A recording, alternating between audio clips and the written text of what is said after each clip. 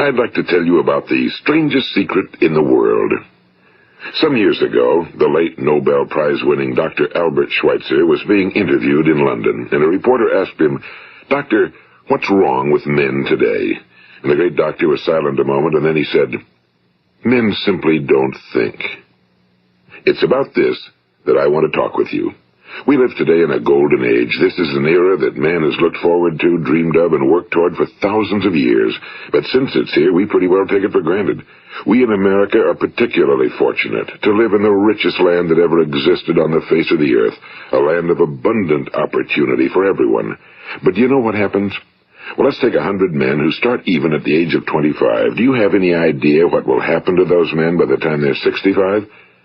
These 100 men who all start even at the age of 25 believe they're going to be successful. If you ask any one of these men if he wanted to be a success, he'd tell you he did. And you'd notice that he was eager toward life, that there was a certain sparkle to his eye, an erectness to his carriage, and life seemed like a pretty interesting adventure to him. But by the time they're 65, 1 will be rich. 4 will be financially independent. 5 will still be working. 54 will be broke. Now think a moment. Out of the 100, only 5 make the grade. Now why do so many fail? What has happened to the sparkle that was there when they were 25? What's become of the dreams, the hopes, the plans? And why is there such a large disparity between what these men intended to do and what they actually accomplished? When we say about 5% achieve success, we have to define success. And here's the best definition I've ever been able to find.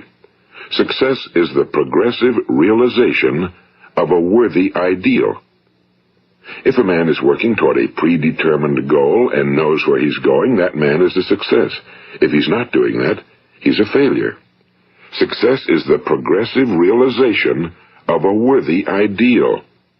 Rollo May, the distinguished psychiatrist, wrote a wonderful book called Man's Search for Himself. And in this book he says, the opposite of courage in our society is not cowardice.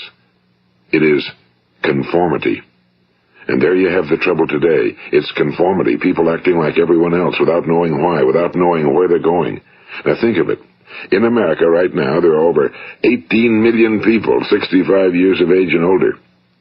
And most of them are broke. They're dependent on someone else for life's necessities. Now, we learn to read by the time we're 7. We learn to make a living by the time we're 25. Usually by that time, we're not only making a living, we're supporting a family. And yet by the time we're 65, we haven't learned how to become financially independent in the richest land that has ever been known. Why? We conform. And the trouble is that we're acting like the wrong percentage group, the 95 who don't succeed. Now, why do these people conform? Well, they really don't know. These people believe that their lives are shaped by circumstances, by things that happen to them, by exterior forces. They're outer-directed people. A survey was made one time that covered a lot of men, working men, and these men were asked, "Why do you work? Why do you get up in the morning?"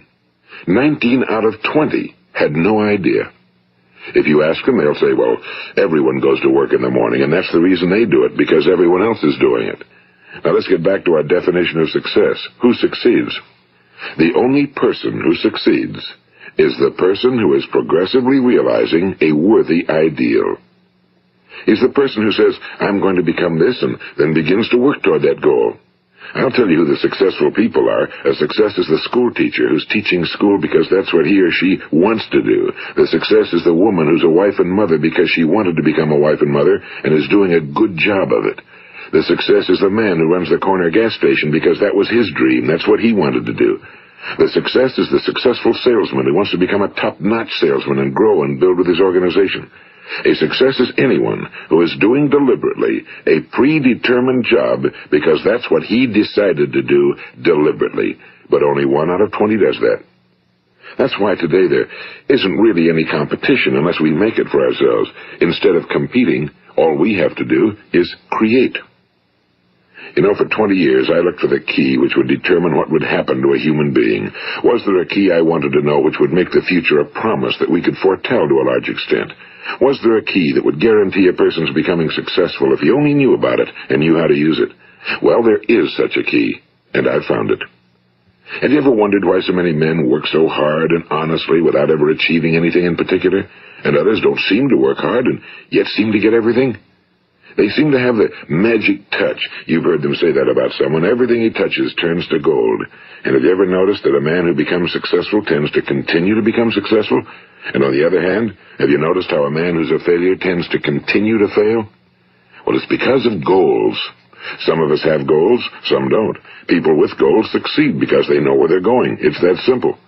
Think of a ship leaving a harbor, and think of it with the complete voyage mapped out and planned. The captain and crew know exactly where it's going and how long it'll take. It has a definite goal. Now, 9,999 times out of 10,000, it will get to where it started out to get.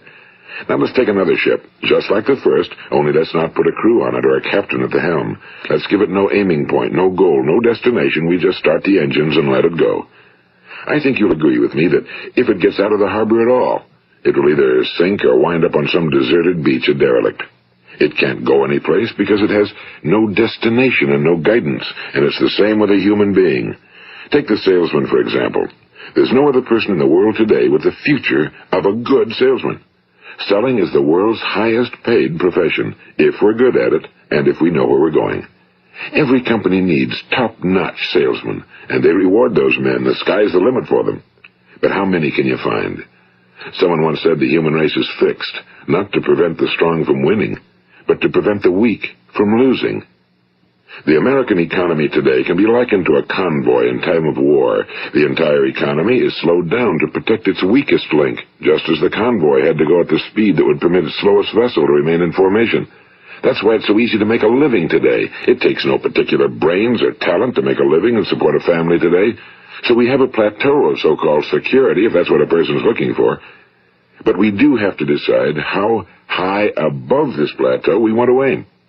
Now let's get back to the strangest secret in the world, the story that I wanted to tell you today. Why do men with goals succeed in life and men without them fail? Well, let me tell you something which, if you really understand it, will alter your life immediately.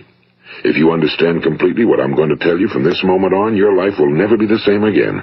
You will suddenly find that good luck just seems to be attracted to you. The things you want just seem to fall in line, and from now on you won't have the problems, the worries, the gnawing lump of anxiety that perhaps you've experienced before. Doubt, fear, well, they'll be things of the past. Here's the key to success and the key to failure. We become what we think about. Now let me say that again. We become what we think about. Throughout all history, the great wise men and teachers, philosophers and prophets have disagreed with one another on many different things. It's only on this one point that they are in complete and unanimous agreement. Listen to what Marcus Aurelius, the great Roman emperor, said. A man's life is what his thoughts make of it. Disraeli said this. Everything comes if a man will only wait. I've brought myself by long meditation to the conviction that a human being with a settled purpose must accomplish it, and that nothing can resist a will that will stake even existence for its fulfillment. Ralph Waldo Emerson said this, a man is what he thinks about all day long. William James said, the greatest discovery of my generation is that human beings can alter their lives by altering their attitudes of mind. And he also said, we need only in cold blood act as if the thing in question were real, and it will become infallibly real by growing into such a connection with our life that it will become real. It will become so knit with habit and emotion that our interest in it will be those which characterize belief. And he also said, if you only care enough for a result, you will almost certainly attain it. If you wish to be rich, you will be rich. If you wish to be learned, you will be learned.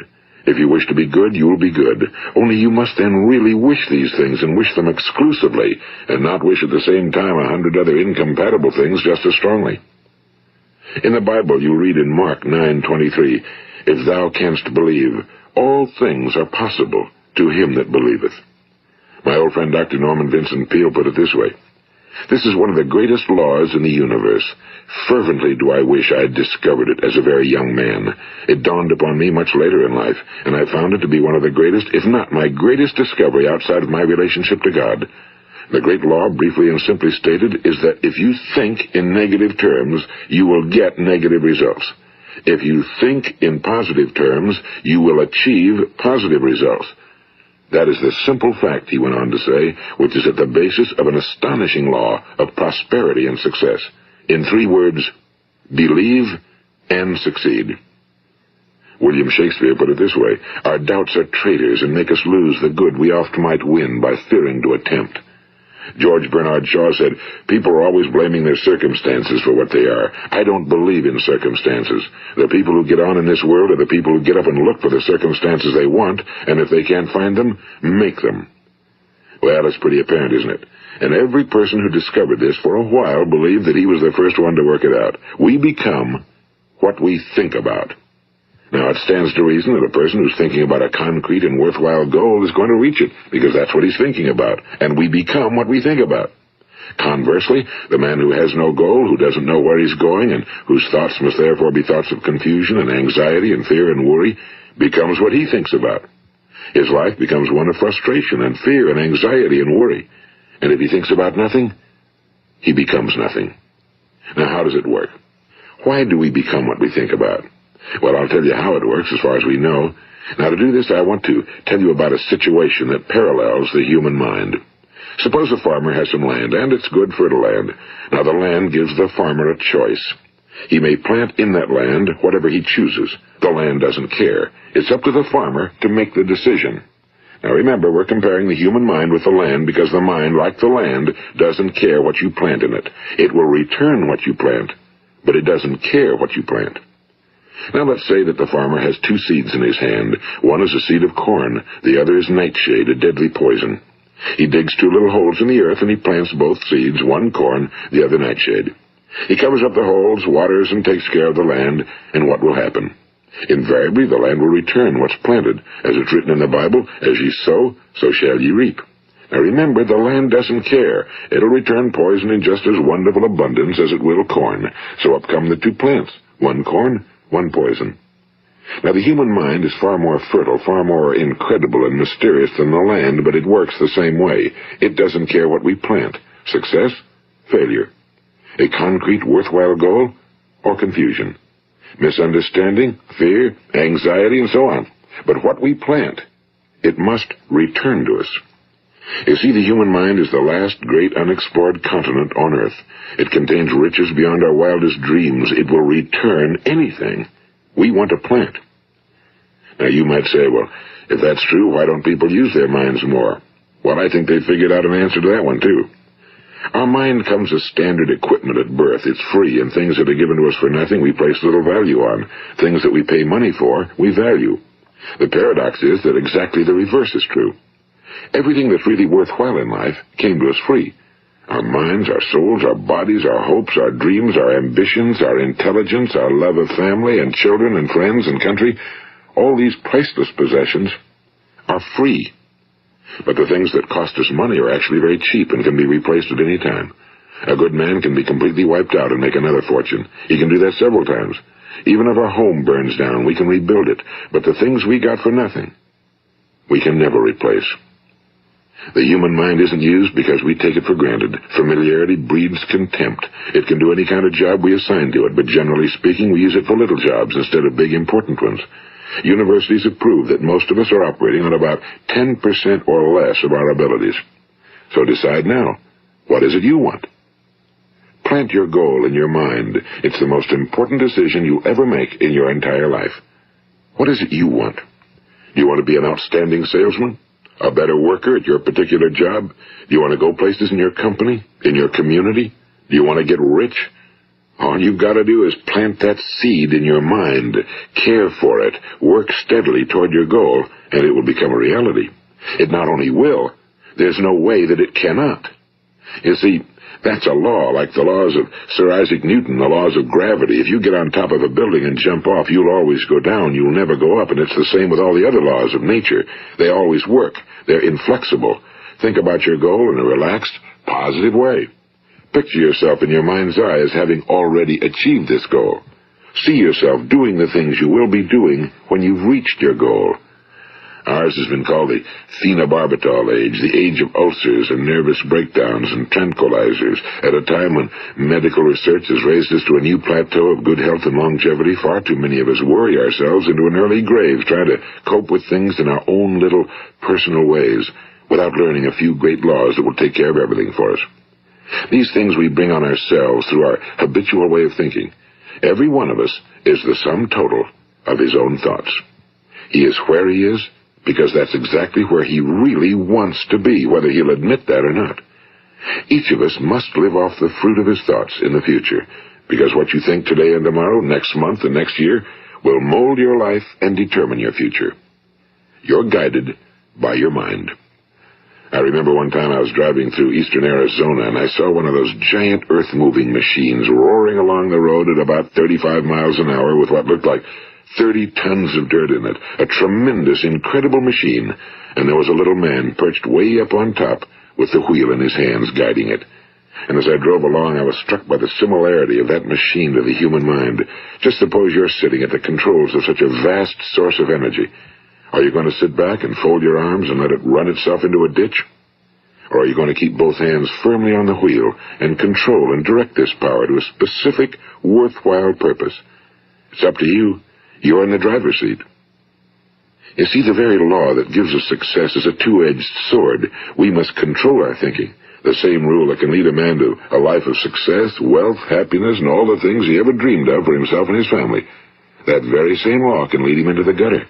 It's all in how he uses it, for good or for bad. This is the strangest secret in the world. Now, why do I say it's strange, and why do I call it a secret? Actually, it isn't a secret at all. It was first promulgated by some of the earliest wise men, and it appears again and again throughout the Bible, but very few people have learned it, understand it. That's why it's strange, and why for some equally strange reason it virtually remains a secret.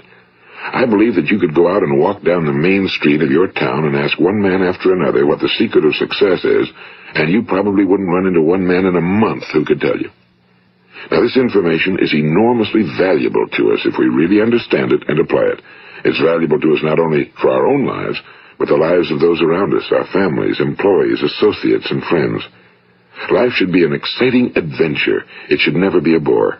A man should live fully, be alive. He should be glad to get out of bed in the morning. He should be doing a job he likes to do because he does it well. One time I heard Grove Patterson, the great late editor-in-chief of the Toledo Daily Blade, make a speech, and as he concluded his speech, he said something I've never forgotten. He said, "My years in the newspaper business have convinced me of several things. Among them, that people are basically good, and that we came from someplace, and we're going someplace. So we should make our time here an exciting adventure. The architect of the universe didn't build a stairway leading nowhere." And the greatest teacher of all, the carpenter from the plains of Galilee, gave us the secret time and time again. As ye believe, so shall it be done unto you. I've explained the strangest secret in the world and how it works. Now, on this side, I want to explain how you can prove to yourself the enormous returns possible in your own life by putting this secret to a practical test. I want you to make a test that will last 30 days. It isn't going to be easy, but if you'll give it a good try, it will completely change your life for the better. Now, back in the 17th century, Sir Isaac Newton, the English mathematician and natural philosopher, gave us some natural laws of physics which apply as much to human beings as they do to the movement of bodies in the universe. And one of these laws is that for every action, there is an equal and opposite reaction. Simply stated, as it applies to you and me, it means we can achieve nothing without paying the price. The results of your 30-day experiment will be in direct proportion to the effort you put forth. To be a doctor, you must pay the price of long years of difficult study. To be successful in selling, and remember that each of us succeeds to the extent of his ability to sell. Selling our families on our ideas, selling education in schools, selling our children on the advantages of living the good and honest life, selling our associates and employees on the importance of being exceptional people. To, of course, the profession of selling itself. But to be successful in selling our way to the good life, we must be willing to pay the price. Now, what is that price? Well, it's many things. First, it's understanding emotionally, as well as intellectually, that we literally become what we think about, that we must control our thoughts if we're to control our lives. It's understanding fully that as ye sow, so shall ye reap. Second, it's cutting away all fetters from the mind and permitting it to soar as it was divinely designed to do. It's the realization that your limitations are self-imposed and that the opportunities for you today are enormous beyond belief. It's rising above narrow-minded pettiness and prejudice. And third, it's using all your courage to force yourself to think positively on your own problem, to set a definite and clearly defined goal for yourself, to let your marvelous mind think about your goal from all possible angles, to let your imagination speculate freely upon many different possible solutions, to refuse to believe that there are any circumstances sufficiently strong to defeat you in the accomplishment of your purpose, to act promptly and decisively when your course is clear, and to keep constantly aware of the fact that you are, at this moment, standing in the middle of your own acres of diamonds, as Russell Conwell used to point out. And fourth, save at least 10% of every dollar you earn. It's also remembering that no matter what your present job, it has enormous possibilities, if you're willing to pay the price. Now let's just go over the important points in the price each of us must pay to achieve the wonderful life that can be ours. It is, of course, worth any price. 1. You will become what you think about. 2. Remember the word imagination and let your mind begin to soar. 3. Courage. Concentrate on your goal every day. 4. Save 10% of what you earn. And 5. Action. Ideas are worthless unless we act on them. Now, I'll try to outline the 30-day test I want you to make. Keep in mind that you have nothing to lose by making this test and everything you could possibly want to gain. There are two things that may be said of everyone. Each of us wants something, and each of us is afraid of something. I want you to write on a card what it is you want more than anything else. It may be more money. Perhaps you'd like to double your income or make a specific amount of money. It may be a beautiful home. It may be success at your job. It may be a particular position in life. It could be a more harmonious family. Each of us wants something. Now write down on your card specifically what it is you want. Make sure it's a single goal and clearly defined. You needn't show it to anyone, but carry it with you so that you can look at it several times a day. Think about it in a cheerful, relaxed, positive way each morning when you get up, and immediately you have something to work for, something to get out of bed for, something to live for. Look at it every chance you get during the day and just before going to bed at night. And as you look at it, remember that you must become what you think about, and since you're thinking about your goal, you realize that soon it will be yours. In fact, it's yours really the moment you write it down and begin to think about it. Look at the abundance all around you as you go about your daily business. You have as much right to this abundance as any other living creature. It's yours for the asking. Now we come to the difficult part. Difficult because it means the formation of what is probably a brand new habit, and new habits are not easily formed. Once formed, however, it will follow you for the rest of your life. Stop thinking about what it is you fear. Each time a fearful or negative thought comes into your consciousness, replace it with a mental picture of your positive and worthwhile goal. And there will come times when you'll feel like giving up. It's easier for a human being to think negatively than positively. That's why only 5% are successful. You must begin now to place yourself in that group. For 30 days, you must take control of your mind. It will think about only what you permit it to think about. Each day for this 30-day test, do more than you have to do. In addition to maintaining a cheerful, positive outlook, give of yourself more than you've ever done before. Do this knowing that your returns in life must be in direct proportion to what you give. The moment you decide on a goal to work toward, you're immediately a successful person. You are then in that rare and successful category of people who know where they're going. Out of every 100 people, you belong to the top 5. Don't concern yourself too much with how you're going to achieve your goal. Leave that completely to a power greater than yourself. All you have to do is know where you're going. The answers will come to you of their own accord and at the right time. Remember these words from the Sermon on the Mount, and remember them well. Keep them constantly before you this month of your test. Ask, and it shall be given you. Seek, and ye shall find. Knock, and it shall be opened unto you. For every one that asketh receiveth, and he that seeketh findeth, and to him that knocketh it shall be opened. It's as marvelous and as simple as that. In fact, it's so simple that in our seemingly complicated world, it's difficult for an adult to understand that all he needs is a purpose and faith. For 30 days, Do your very best.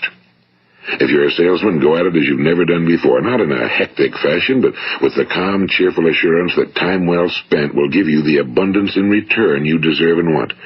If you're a homemaker, devote your 30-day test to completely giving of yourself without thinking about receiving anything in return, and you'll be amazed at the difference it makes in your life. No matter what your job, do it as you've never done it before for 30 days. And if you've kept your goal before you every day, you'll wonder and marvel at this new life you've found. Dorothea Brand, the outstanding editor and writer, discovered it for herself and tells about it in her fine book, Wake Up and Live. Her entire philosophy is reduced to the words, act as though it were impossible to fail. She made her own test with sincerity and faith, and her entire life was changed to one of overwhelming success. Now, you make your test for 30 full days. Don't start your test until you've made up your mind to stick with it. You see, by being persistent, you're demonstrating faith. Persistence is simply another word for faith. If you didn't have faith, you'd never persist. If you should fail during your first 30 days, by that I mean suddenly find yourself overwhelmed by negative thoughts, you've got to start over again from that point and go 30 more days. Gradually, your new habit will form until you find yourself one of that wonderful minority to whom virtually nothing is impossible. And don't forget the card. It's vitally important as you begin this new way of living. On one side of the card, write your goal, whatever it may be. On the other side, write the words we've quoted from the Sermon on the Mount. Ask, and it shall be given you. Seek, and ye shall find. Knock, and it shall be opened unto you. Nothing great was ever accomplished without inspiration. See that during these crucial first 30 days, your own inspiration is kept at a peak. And above all, don't worry. Worry brings fear, and fear is crippling. The only thing that can cause you to worry during your test is trying to do it all yourself. Know that all you have to do is hold your goal before you. Everything else will take care of itself. Remember also to keep calm and cheerful. Don't let petty things annoy you and get you off course. Now, since making this test is difficult, some will say, why should I bother? Well, look at the alternative. No one wants to be a failure. No one really wants to be a mediocre individual. No one wants a life constantly filled with worry and fear and frustration. Therefore, remember that you must reap that which you sow. If you sow negative thoughts, your life will be filled with negative things. If you sow positive thoughts, your life will be cheerful, successful, and positive. Now, gradually, you will have a tendency to forget what you've heard on this recording. Play it often. Keep reminding yourself of what you must do to form this new habit. Gather your whole family around at regular intervals and listen to what's been said here. You know, most men will tell you that they want to make money without understanding the law. The only people who make money work in a mint. The rest of us must earn money. This is what causes those who keep looking for something for nothing or a free ride to fail in life. The only way to earn money is by providing people with services or products which are needed and useful. We exchange our time and our product or service for the other man's money. Therefore, the law is that our financial return will be in direct proportion to our service. Now, success is not the result of making money. Making money is the result of success, and success is in direct proportion to our service. Most people have this law backwards. They believe that you're successful if you earn a lot of money. The truth is that you can only earn money after you're successful. It's like the story of the man who sat in front of the stove and said to it, give me heat, and then I'll add the wood. How many men and women do you know, or do you suppose there are today, who take the same attitude toward life? There are millions. We've got to put the fuel in before we can expect heat. Likewise, we've got to be of service first before we can expect money. Don't concern yourself with the money. Be of service, build, work, dream, create. Do this, and you'll find there's no limit to the prosperity and abundance that will come to you. Prosperity, you know, is founded upon a law of mutual exchange. Any person who contributes to prosperity must prosper in turn himself. Sometimes the return will not come from those you serve, but it must come to you from someplace, because that's the law. For every action, there is an equal and opposite reaction. As you go daily through your 30-day test period, remember that your success will always be measured by the quality and quantity of service you render, and money is a yardstick for measuring this service. No man can get rich himself unless he enriches others. Now, there are no exceptions to a law. You can drive down any street in America and from your car estimate the service that's being rendered by the people living on that street. Had you ever thought of this yardstick before? It's interesting. Some, like ministers and priests and other devoted people, measure their returns in the realm of the spiritual, but again, their returns are equal to their service. Once this law is fully understood, any thinking person can tell his own fortune. If he wants more, he must be of more service to those from whom he receives his return. If he wants less, he has only to reduce his service. This is the price you must pay for what you want. If you believe you can enrich yourself by deluding others, you can end only by deluding yourself. It may take some time, but just as surely as you breathe, you'll get back what you put out. Don't ever make the mistake of thinking you can avert this. It's impossible. The prisons and the streets where the lonely walk are filled with people who tried to make new laws just for themselves. We may avoid the laws of man for a while, but there are greater laws that cannot be broken. An outstanding medical doctor recently pointed out 6 steps that will help you realize success. 1. Set yourself a definite goal. 2. Quit running yourself down. 3. Stop thinking of all the reasons why you cannot be successful and instead think of all the reasons why you can. 4. Trace your attitudes back through your childhood and try to discover where you first got the idea you couldn't be successful, if that's the way you've been thinking. 5. Change the image you have of yourself by writing out a description of the person you would like to be. And 6. Act the part of the successful person you have decided to become. The doctor who wrote those words is a noted West Coast psychiatrist, Dr. David Harold Fink. Do what the experts since the dawn of recorded history have told you must do. Pay the price by becoming the person you want to become. It's not nearly as difficult as living unsuccessfully. Make your 30-day test, then repeat it again, and each time it will become more a part of you until you'll wonder how you could ever have lived any other way. Live this new way and the floodgates of abundance will open and pour over you more riches than you may have dreamed existed. Money? Yes, lots of it. But what's more important, you'll have peace. You'll be in that wonderful minority who lead calm, cheerful, successful lives. Start today. You have nothing to lose, but you have a whole life to win. This is Earl Nightingale, and thank you.